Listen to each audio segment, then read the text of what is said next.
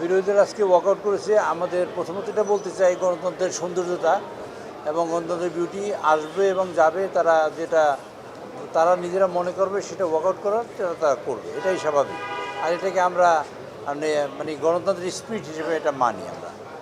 আর একটা বিষয় হলো, আপনারা দেখেছেন পার্লামেন্টের এই বিগত দিনে আজকে আমাদের একটা কম্পালশন ছিল, একটা বাধ্যবাধকতা ছিল। আজকে রাত 12টার সময় আমাদের আর্টিকেল 93 অনুযায়ী আজকে 30 দিন শেষ হয়ে যাবে এবং পার্লামেন্টের 30 দিনের মধ্যে আমাদের উত্থাপিত সকল অধ্যাদেশগুলো পাশ হতেই হবে। তো সেই পাশ শেষ লাস্ট টাইম হলো আজকে রাত 12টা। তো এর আগে আমরা একটা কমিটি করেছি, বিশেষ কমিটিতে প্রথম অধিবেশনই করেছি। বিশেষ কমিটি করে সিদ্ধান্ত নিয়েছি যে আমরা এখানে বসবো।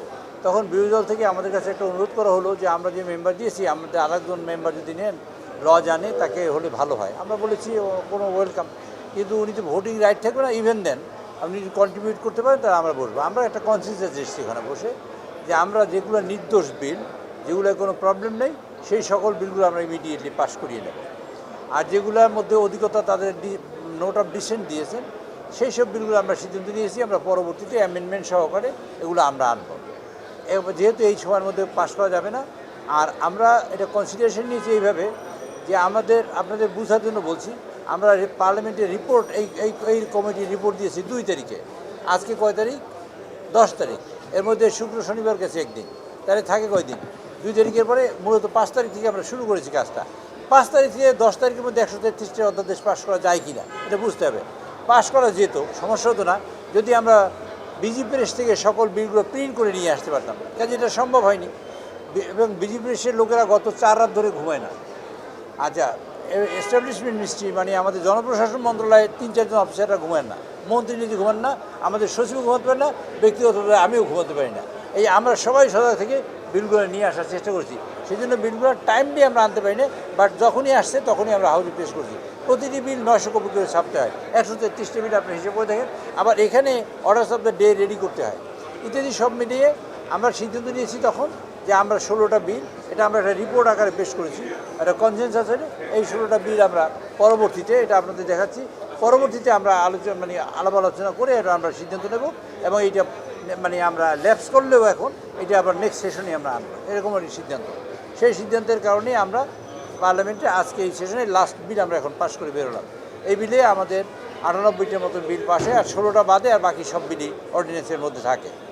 আচ্ছা, এখন 16টার যে ভাগ্য হবে, এই 16টার মধ্যেই একটা বিলে আমাদের একজন প্রাইভেট মেম্বার, তিনি একটা অর্ডিন্যান্স সংশোধনী এনেছেন একটা বিলের মধ্যে। সেটা হলো আমাদের জাদুঘরের বিল, জুলাই জাদুঘরের বিলটার মধ্যে সংশোধনী এনেছে এই কথা বলে যে এই জাদুঘরটা এই দেশের মানুষের জীবন যে গেছে এবং জুলাই যুদ্ধে যারা নিহত হয়েছে এবং আহত হয়েছে তাদের একটা স্মৃতি, 71-এর স্মৃতি, 71 থেকে আজ পর্যন্ত যা হয়েছে সব এখানে একটা জীবন্ত স্মৃতি হিসেবে থাকবে। এটা জাদুঘর না বলে অন্য কোনো নামে অভিহিত করা যেতে পারে এই ঘরটাকে। কাজে এইটা রক্ষণাবেক্ষণ যেমন একদিকে কাজ, আরেকদিকে এটা ডেভেলপমেন্টের কাজও অনেক বেশি রয়েছে এবং তার সাথে সম্পৃক্ত মন্ত্রণালয়। আমরা এখানে সংশোধন নিয়ে এনেছি একজন প্রাইভেট মেম্বার, সেখানে এইটার সভাপতি হবে মাননীয় মন্ত্রী। তা এখন সকল মন্ত্রণালয়গুলো সরকারের ইচ্ছে মতো চলে, সরকার পরিবর্তন চালায়। এখন এইখানে মাননীয় মন্ত্রী সভাপতি হলেন না, সমস্যা কী হলে জানলেন না, সমাধান করবে কী করে? ডেভেলপমেন্ট কীভাবে হবে তা তিনি জানলেন না, কাজটা হবে কীভাবে?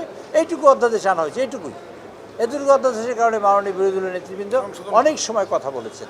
অনেক সময় কথা বলার পরে মাননীয় স্পিকার অত্যন্ত সদয় হয়ে তাদের অনেক সময় দিয়েছে, ইভেন কি বিল পাস হওয়ার পরেও তারপরে সময় দিয়েছেন।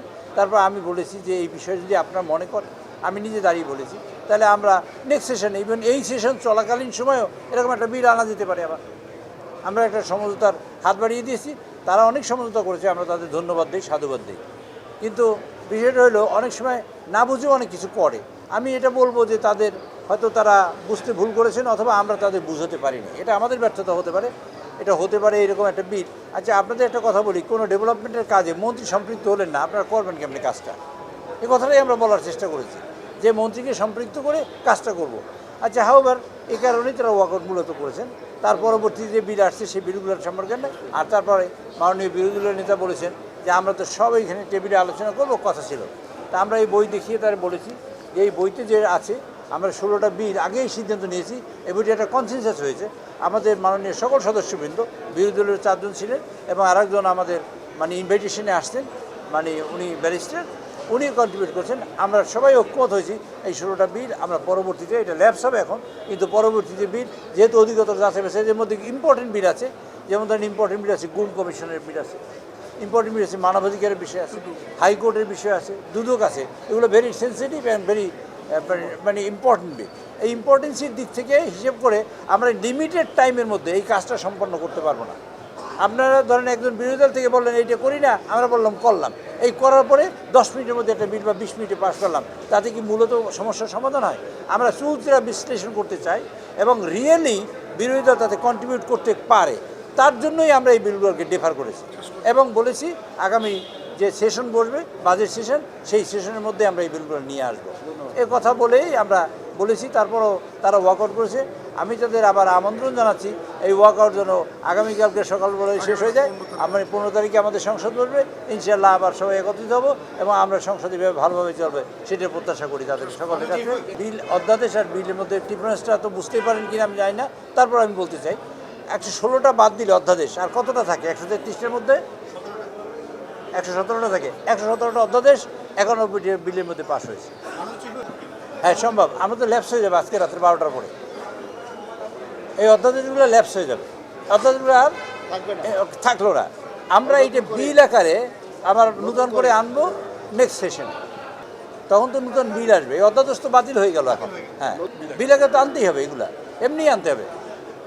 মানে আমাদের অধিকতর যাচাই বাছাইয়ের জন্য এবং এই যে রিয়েলি এই যে এইটাকে মানে রিয়েল কাজের জন্যই আমাদের বিল, আমাদের অর্থবহ করার জন্য বিল আমাদের আনতেই হবে। আমরা রাষ্ট্রপতির ভাষণের উপরে ধন্যবাদ প্রস্তাবের উপরে বক্তব্য রেখেছি। আর মূলত আপনারা তো বাইরে প্রশ্ন করলেন, কিন্তু ভিতরের পরিশ্রমটা আপনারা দেখতে পান নাই।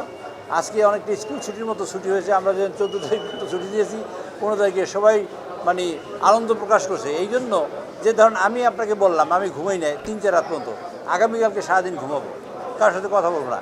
এই যে ঘুমটা আমার বন্ধ হলো কেন? এই বিলগুলো পাস করা এটা কম্পালশন ছিল, আর এটা পাস করার জন্য বিগরাস পরিশ্রম করছে। এতটা সময়ের মধ্যে এতগুলো বিল একসাথে স্বাধীনতার পরে এখন পর্যন্ত পাস হয়নি। আর সব মিলিয়ে আমরা পাস করেছি। আজকে 15টা বিল পাস হলো,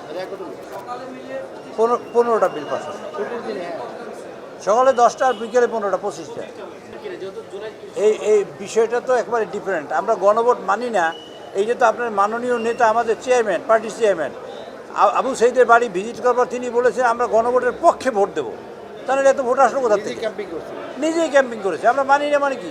এই প্রশ্নটা করারই তো প্রবলেম হয়েছে।